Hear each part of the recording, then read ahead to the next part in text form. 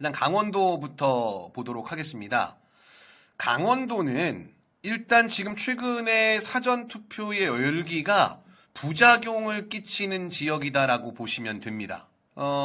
부작용을 끼치는 지역이다라고 하는 게 무슨 말씀이냐면 이 진보의 결집이 일어나기 시작하면서 보수 결집도 똑같이 일어나는데 그 보수 결집이 집합하는 곳이 강원도, 그다음에 대구 경북 뭐 이 정도로 보시면 될 것 같은데요.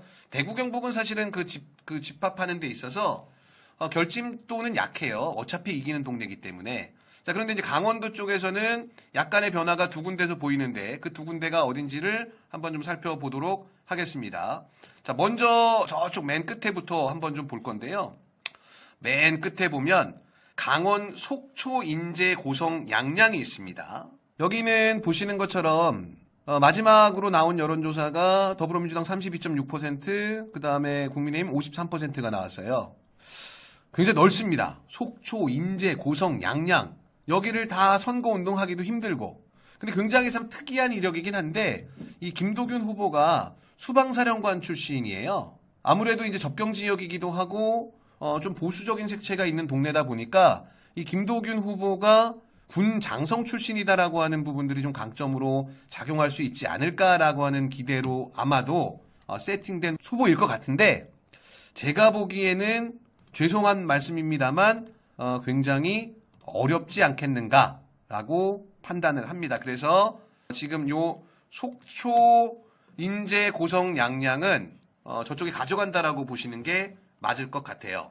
아마 큰 틀에서 큰 이의는 없으실 겁니다. 그리고 이양수가 그래도 인지도가 있잖아요. 그러니까 저쪽으로 가져갈 것 같다라는 생각이 들고요. 두 번째는 바로 옆에 있는 지역구로 가보도록 할게요. 옆에 있는 지역구가 홍천, 횡성, 영월, 평창인데 여기에 후보자가 누구냐? 여기도 또 네임드야. 여기는 민주당은 허필용 후보고요. 국민의힘은 유상범입니다. 그 유상범이 또 네임드 아닙니까? 그래서 마지막 여론조사 보시면 허필용 후보는 32.8%, 유상범은 51.5%가 나옵니다. 허필용 씨 같은 경우에는 홍천 군수를 했던 양반이에요. 이게 지역구가 좁았다라고 하면 군수를 하고 나면은 어느 정도 그래도 좀 해볼만 하지 않겠느냐라고 얘기할 수 있는데, 이 지역구의 특징이 뭐냐면 지역구가 넓잖아요. 이 양반이 군수를 한 거는 홍천에서 군수를 했지 뭐 영월이나 평창, 횡성 같은 데서 알려진 게 아니기 때문에, 또 영월, 횡성, 평창 다 보수적인 색채가 강한 시골이다 보니까 이 허필용 후보가 영향력을 미치기에는 굉장히 좀 어려운 지역으로 보입니다. 그래서 이쪽도 넘어가는 걸로 기록을 해도 될 것 같습니다. 다음 지역구는 그 밑에 있는 춘천으로 가보도록 하겠습니다. 춘천으로 가서 보시면 현역 의원이죠. 허영 의원, 그리고 국민의힘의 김혜란, 그러니까 조일현 같은 경우에도 민주당이었는데 이 조일현이 횡성군수였나 그럴 거예요. 근데 얘가 또 새로운 미래를 갔네요. 왜 저렇게 애들 감각 없이 가는지 모르겠어요. 아니 1%를 얻을 거면은 1%는 선거비도 보조 못 받거든요. 자, 허영 현역 의원하고 한 5%포인트 지금 마지막 거에서는 벌어져 있고요. 그 전 거 보면은 한 7.4%포인트 정도 벌어져 있는데 이쪽은 현역 어드밴티지도 있고요. 허영이 지역 내에서 그래도 어쨌든 간에 굉장히 평가가 좋다라고 보시면 될 것 같아요. 요 지역은 분구가 됐는데 차이점이 조금 있어요. 말은 강원, 춘천, 철원, 화천, 양구, 갑이라고 되어 있는데 대부분의 지역이 춘천 그 도심 지역을 포함하고 있는 게 요 지역구입니다. 그러니까 도심 지역에서는 아무래도 민주당 강세가 있다 보니까요. 정권 심판의 분위기도 크고요. 그래서 요 지역구는 민주당이 이기는 걸로 평가를 해도 될 것 같습니다. 그래서 여기는 민주당이 가져오도록 하지요. 그 옆에 있는 지역구 같은 경우에는 방금 전에 이제 말씀드린 것처럼 아까 그 지역구가 춘천 시내를 다 포함하고 있다라고 하면 그 반대의 경우에는 춘천 시내가 아닌 다른 곳들을 포함하겠구나라는 생각이 들겠죠. 그래서 전성이라고 하는 그 민주당 변호사일 겁니다. 변호사 후보하고 한기호도 또 네임드잖아 나름. 그래서 여론조사 보시면 24%대 58%, 32.1%대 51.7% 격차가 좀 크게 벌어져 있어요. 지역구도 우리 거는 아닌 걸로 보시면 될 것 같습니다.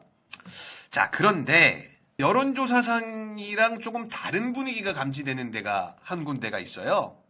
지금 그동안에 공표됐던 여론조사에서는 조금 격차가 있는 걸로 보이는 지역구가 강원도 강릉입니다. 강원도 강릉이 격차가 좀 있는 걸로 계속해서 조사가 됐습니다. 마지막 조사 보시면 김중남 후보가 37%, 그 다음에 권성동이 50.1%고요. 그 전에는 35대 44 정도가 나왔었는데, 근데 이 강릉의 분위기가 심상치가 않은 것 같아요. 뭐가 좀 이상하다라고 말씀을 드리고 싶은 거냐면, 갑자기 어제 갑자기요, 우리 권성동이가 조용히 있던 강릉에서, 그동안에 권성동은 조용히 그냥 가만히만 있으면 이긴다라고 생각했었던 거예요. 근데 지역의 분위기가 심상치가 않다라고 하고요. 그 당내 내부에서 돌린 여론조사에서는 조금 이기는 것도 나오고 있다라는 뭐 소문들이 있습니다. 그래서인지 모르겠는데, 두둥, 어제 선거 직전에 마지막 그 유세를 해야 되는 날, 권성동이 강릉을 버리고 국회에 올라와서 기자회견을 했어요. 기자회견을 하면서 뭐라고 얘기했냐면, 극단주의에 맞선 유일한 대안은 국민의힘이다. 여당의 힘을 모아달라. 자, 이게 얼핏 들으면 이런 생각이 들지요. 무슨 생각이 드냐면, 아, 그렇지. 권성동이 국민의힘의 중진 의원이고 또 원조 윤핵관이고 하니까 국민의힘이 좀 어려워지는 거에 대해서 본인의 그 희생을 통해서, 본인이 지역구에서 선거운동을 해야 됨에도 불구하고 서울에 올라가서 전체 판세에 조금 긍정적인 영향을 미쳐야 되는 읍소를 하고 있는 거냐? 그딴 게 어디 있습니까? 이 선거판에서. 이 온갖 욕망이 충돌하고 있는 선거판에서 특히 지역구 후보들은 본인밖에 안 보입니다. 조금 불편한 얘기 한번 해볼게요. 그걸 비판하는 분들도 계시는데 저는 비판할 부분은 아니다라고 생각합니다. 최근에 조국혁신당의 조국 대표가 각 지역구를 돌아다니면서 민주당 지역구 후보를 만나가지고 같이 유세를 하거나 같이 조우를 하는 그 그림들을 만들어내고 있습니다. 그런 경우들이 발생하고 있는데, 그러면 민주당의 지역구 후보는 조국 대표가 본인의 지역구에 와갖고 유세를 하는 걸 좋아할까요? 싫어할까요? 대부분 좋아할 겁니다. 근데 그렇게 해서 분위기가 조국혁신당의 조국 대표가 막 여기저기 다니면서 계속 띄우면 더불어민주연합, 즉 민주당의 비례정당에는 도움이 되겠습니까? 도움이 안 되겠습니까? 도움이 안 되죠. 왜냐하면 어쨌든 조국혁신당은 더불어민주연합하고 경쟁하는 구도니까요. 그런데 지역구 후보들은 비례 당선이 더 많이 되든 안 되든 상관없는 거예요. 그래서 조국은 철저하게 도움을 주면서 본인에게 이익이 되는 움직임을 하고 있는 거고요. 자, 그러니까 다시 이제 권성동 얘기로 가서, 권성동이 전체 선거판을 위해서 주말에 일요일 날 그 핵심적인 날에 마지막에 지역 유세를 안 하고 서울에 올라왔다? 전혀 아닌 거죠. 서울에 올라와서 무언가를 하는 게 본인에게 도움이 될 거다라고 생각했으니까 올라온 거예요. 기사를 좀 보겠습니다. 40 총선 국민의힘 강원 선대위원장을 맡고 있는 권성동 의원은 7일 이재명의 민주당, 조국의 비례정당, 통진당의 후신인 진보당 등 극단주의 세력이 과반 이상의 의석을 차지한다면 대한민국은 전례 없는 극단의 시대로 돌아가서게 된다며 국민의힘에 대한 지지를 호소했다. 자, 여기가 이제 핵심이에요. 권 의원은 지난 2년 동안의 정부 여당 활동에 대한 자성하는 모습도 나타냈다. 그는 저는 지난 2년 정부 여당이 모든 것을 잘했다고 생각하지 않는다. 분명히 부족한 부분이 있었다. 국정의 난맥이 발생했을 때 상세하게 설명하고 이해를 구하려는 자세가 부족했다. 정책을 추진하는 과정에서 국민과의 소통도 부족했다며 정부 여당이 비판받는 이유 중 상당수는 국정에 임하는 태도의 문제라는 지적에 고개를 숙일 수밖에 없다. 집권 여당 첫 원내대표로서 막중한 책임을 통감한다라고 머리를 숙였다. 이게 그러니까 무슨 얘기냐면, 강릉이 시원찮구나. 강릉이 시원찮아. 그래서 권성동이 어제 서울을 올라왔구나. 그래서 저는 이거는 여론조사와 별개로 정무적인 판단에 의해서 강릉을 저는 이쯤 되면 경합으로 분류해서 분석하는 게 맞을 거다라고 생각합니다. 네. 그래서 강릉은 오늘부로 어제 권성동이 보여준 행위를 봤을 때 강릉은 경합으로 봐도 될 것 같다. 자, 다음. 이제 굉장히 중요한 지역구죠. 원주갑이요. 자, 이 원주갑이 또 재밌어요. 원주갑 같은 경우에는 원창묵 후보가 있습니다. 원창묵 같은 경우에는 원주시장을 3번을 했어요. 원주시장을 3번 하고 원래 이 원주갑 지역구의 국회의원이 이광재였습니다. 이광재였는데 이광재가 강원도지사를 출마하면서 의원직을 사퇴를 했어요. 그러고 나서 보궐이 진행이 됐었는데 그때 보궐에서 원창묵 후보랑 박정화가 붙었습니다. 근데 박정화가 그때는 이겼죠. 그때는 뭐였냐면 그때 보궐도 마찬가지로 윤석열 정부가 출범하고 나서 그 판세가 이어지는 거였기 때문에 사실은 국힘이 이기는 판이었었어요. 그러니까 어쩔 수 없이 이제 박정화가 됐는데 이 원래는 원주 쪽에서 원창묵이 좀 더 유리했었어요. 원창묵이 좀 더 유리했었는데 이 결집 현상이 벌어지면서 보수의 결집이 뭐 계속 이루어졌고 그리고 이제 또 시골 사람들의 특징이 뭐가 있냐면 시골 사람들의 특징이 메인 중앙 뉴스에 많이 나오는 사람이 훌륭한 사람이에요. 중앙 뉴스에 많이 나오는 사람이 훌륭한 사람인데 원창묵은 국회의원을 해본 적이 없고 원주시장 3선 박정화는 지금 국민의힘 대변인입니다. 그러니까 맨날 텔레비 나오는 거야. 그러니까 박정화가 좀 더 있어 보이고 박정화가 조금 많이 치고 올라가서 지금 현재 원주갑은 마지막 여론조사는 44대 44 동률이 나왔습니다. 원래 강원도를 제가 5대 3으로 그전에는 분류를 했었는데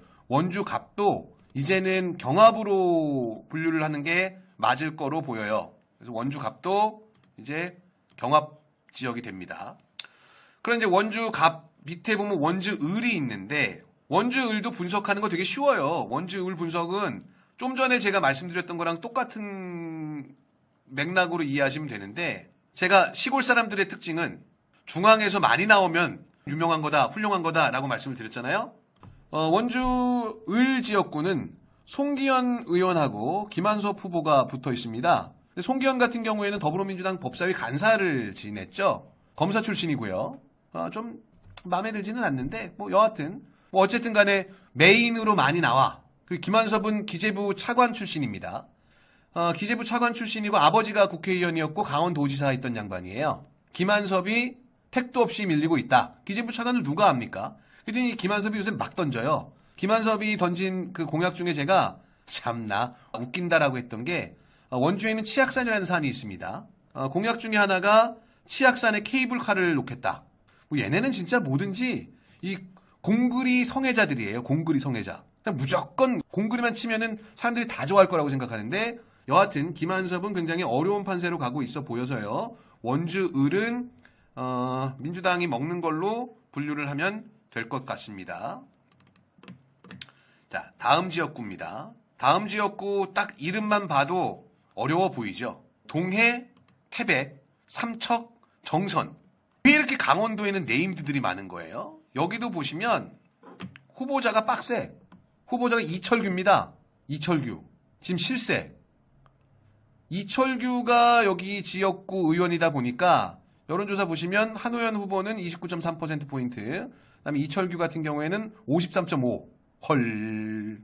그전 거는 32대 51. 그러니까 여기도 우리 거는 아니다라고 보시면 되겠죠.